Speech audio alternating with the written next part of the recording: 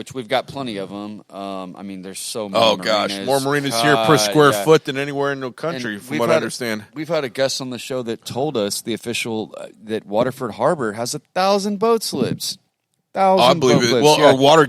Yeah, I don't know which is bigger, Waterford or Watergate. I mean, gosh. Yeah, then you Charlie have Portofino, and then you have. I mean, gosh. Charlie Carey. He said Waterford Harbor had 1,000 boats. I believe it, man. I believe it. It's crazy. Yeah. No, I remember back in the day where I remember the marinas used to hire photographers to go up in helicopters to take pictures of the competing marinas to figure out the occupancy of them.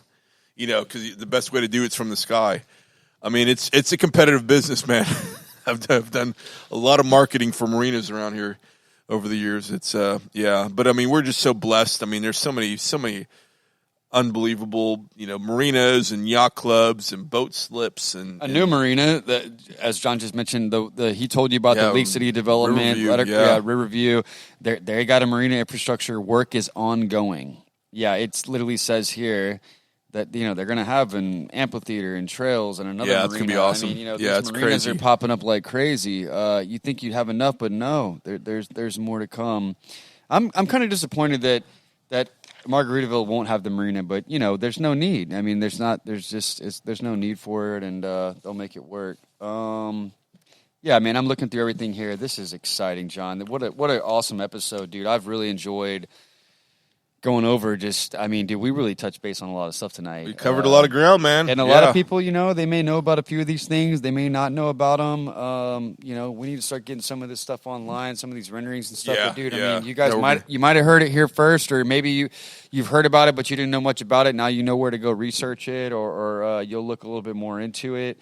But yeah, that's what me and John love to do, man. Bring you all the updates on anything that's near the water, attached to the water, has to do with the water, and that is so broad in itself. There's just so many things going on water related. It's not just water sports. It's not real estate. It's not just restaurants. It's not marinas. I mean, content. I mean, dude, just there's so much. Last thing I want to touch base on in Kemah. Yes. Yeah, there's a couple things I don't think we touched base on, and we did touch base on a lot, but Cadence Carnival. So I do want to talk about that. So awesome, this is an event they were going to do in Seabrook, but now they're doing it in Kemah. It's in the Lighthouse District. Guy that's really involved in the community and kind of giving back. A lot of philanthropy work right now. And I think I said that word wrong because sometimes I mess up the word. I knew what you meant. Philanthropy. How do you say it? Yeah. I don't think that's how you say it. Yeah. I struggle with it. I think you said it better than I would right now. I think it's said different. So I think you guys get the point. I should have never. Yeah, I think you nailed it. They wouldn't even have known. Yeah, but Mr. Kiki Doogie is involved in this. He's like the event organizer, and I want to give them a shout out because they are on the water, and this is for a really good cause. And that's this weekend, right? This is October 1st, Saturday. The Cadence Carnival, Cadence with a K, Carnival with a C. Bring your entire family. Looks like Kemah Lighthouse District, October 1st. The event's for special needs, foster care, and abused children. 100% the event's free for everyone. Get your engines rolling because basically it starts at 9 a.m. They're going to have lifted trucks, jeeps, military vehicles, slingshots, fire trucks, motorcycles, SXX. I don't know what that means. Exotic cars. That must be something cool. Law enforcement officers are going to be there, cool. Hanging out. There's going to be bouncy houses, face painting, train rides, mini putt-putt, golf cart rides, many other activities. I don't know what other activities there could be, right? But, yeah, Cadence Carnival, October 1st. I think this is the first official event. There will be no parade route, yeah. Who needs a parade when you have all that? Yeah, bring the kids, enjoy the festivities. Looks like everything's mapped out. There is an event on Facebook for this, you can just try to find. So Cadence with a K. Yeah, that's Cadence probably with a K Carnival, or go to try to find Kiki Doogie. So it's this Saturday, October 1st. Starts early. Kemah Lighthouse District, Kemah, Texas.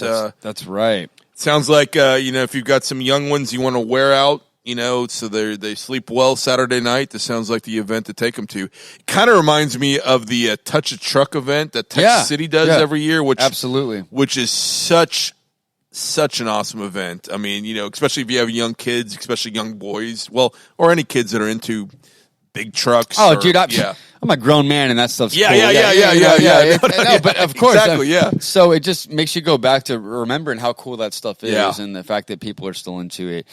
And then Kima Boardwalk. This is related to the show. It's on the water, and it's the Craft Beer Fest, October 8th. Okay, so Kima Boardwalk.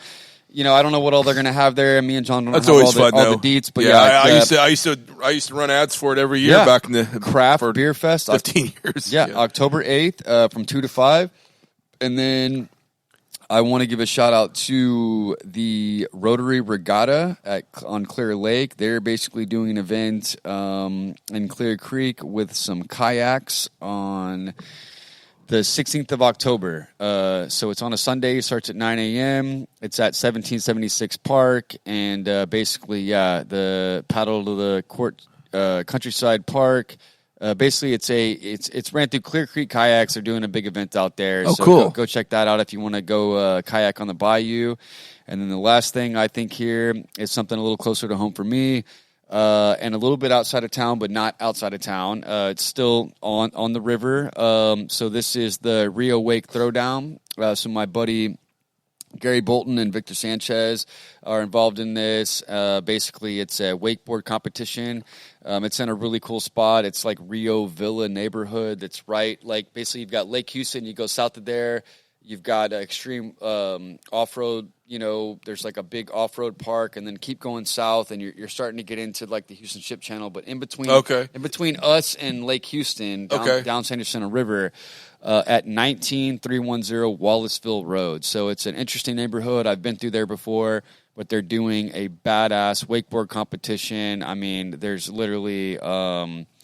there's going to be a lot of different stuff there. They've got a competition. There's going to be prizes for the wakeboarding. We're going to go out there, and we're actually going to have some jet surfboards on display. Oh, we're cool. going to be doing demos, try to kind of, cross-market into that wakeboard crowd and hit some of their wake jumps from their boats and just have a good time with those people. So, yeah.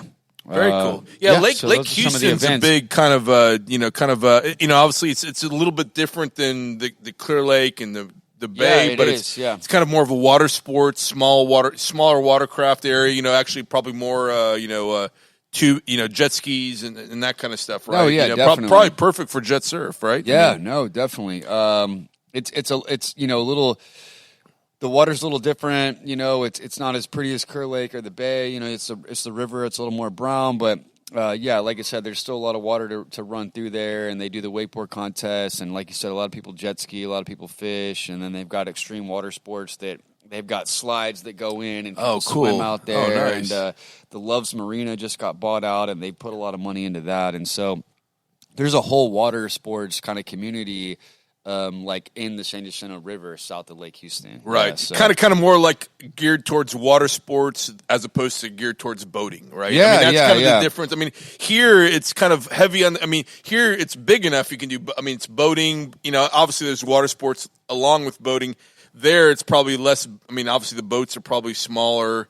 So it's more water sports, right? Definitely. I spent a lot of time in Lake Houston in my college days, which was years smoother, ago. And this is south of Lake Houston. Like I said, this is the river. Not really the Kingwood, Atascocita area, but further south.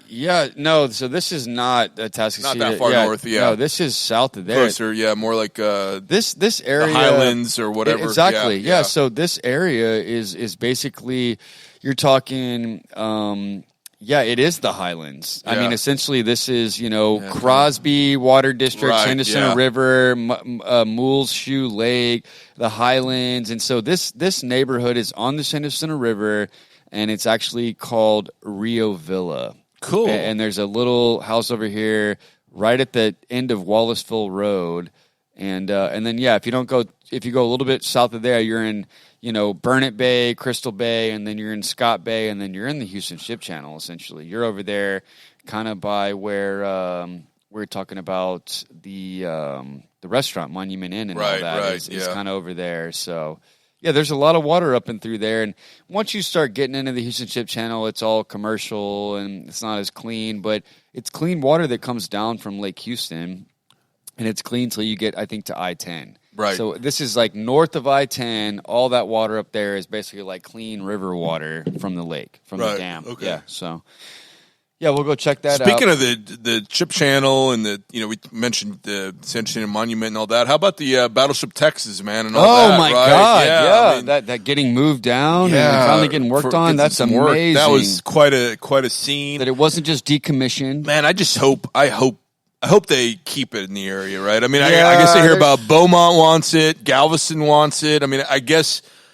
I remember back a couple Seabrook. How can Galveston get it? They already have. Well, man, I mean, they already have two amazing. I'll take Galveston over Beaumont. Well, I mean, yeah, of course. I remember back in the day, it was a couple Seabrook mayors ago. It was Royal. Yeah, he really wanted the cruise terminal at the right there at the end of Bayport. Right there at the end of Toddville and Port Road. He wanted that turned into like some kind of cool naval museum or something, and have tourist attractions and. Maybe have some warcraft and stuff there. That'd be a cool spot for it too. Oh, but yeah. I could see where Galveston makes sense. I mean, I guess if Deer Park, or LaPorte, whatever you want to call that. Well, but dude, I mean, how could they not have it there? It's been there for so long. I know. Well, I think San Jacinto Monument's a big deal, dude. It's the largest. Monument. Yeah, it's larger than the Washington Monument. It is, I mean, dude. Everything's bigger in Texas, man. So much history there, and no, I'd prefer to keep it. I'd prefer to keep it there. But I mean, if it's got to be somewhere else, I mean, and it can't be Seabrook or Kemah.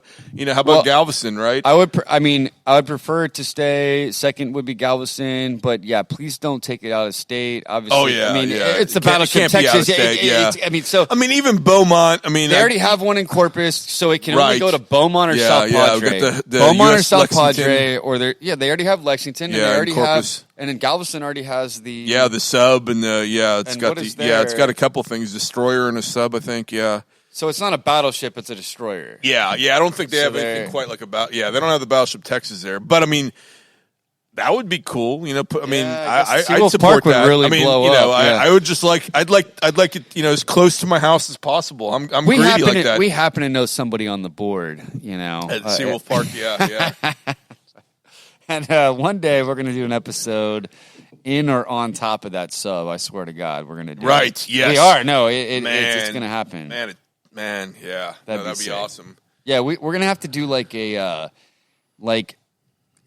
2 months in Galveston or something where we do 3 episodes a month for 6 episodes in a row and just do Galveston, man, and just really dig in because God, that's so much a part of our show, and we don't get to talk about that quite as much just because it's a little bit south of here, but all part of our district. Yeah. Well, I love Galveston. I will say thanks to your event down in Galveston, I finally got to check out the brand new Galveston Island Brewing Company. They've kind of reworked the whole brewery and expanded and moved things around, and I was very impressed. So to be able to go over there and check it out, so that was cool. Yeah, so I look forward to getting down there soon since we're talking about local beer. And I always say drink local and coastal. So. Local. Matter of fact, at one point, I think I owned drinkcoastal.com. There you go. Yeah, I've owned a lot of domains too, right? We've talked about that. So good at the time, and they still are. But that's funny. Yeah, and the one other thing I want to say is, dude, I have not seen so much. I mean, you have more jet surf boards in here right now than I think you've ever had, dude. Maybe. Oh, there's no. I mean, dude, it varies every time. It's 3, it's 6, it's 7, it's 2, it's 1, it's 10. But I mean, you got like. Well, maybe 11. I shouldn't say. Oh, okay. I was gonna say you got at least 10, right? Yeah. Yeah. I think it's 11 boards. Man, that's awesome. They're different years, different models, different types. Oh, yeah. I mean, all sorts. Every board in here is electric. Different. Well, no, there's 3 that are identical, but other than that, I mean, they all have their own story, their own functions. It's interesting. That's awesome, man.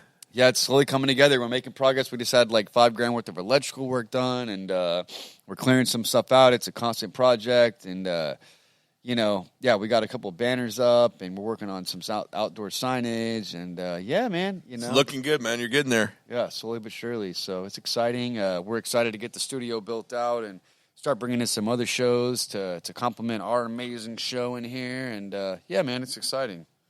Because this is not just Weekends on the Water, but this is the, Jet Surf Jet Surf Houston, Jetboards USA, showroom/studio, and yeah, we're excited to utilize this thing, man, to put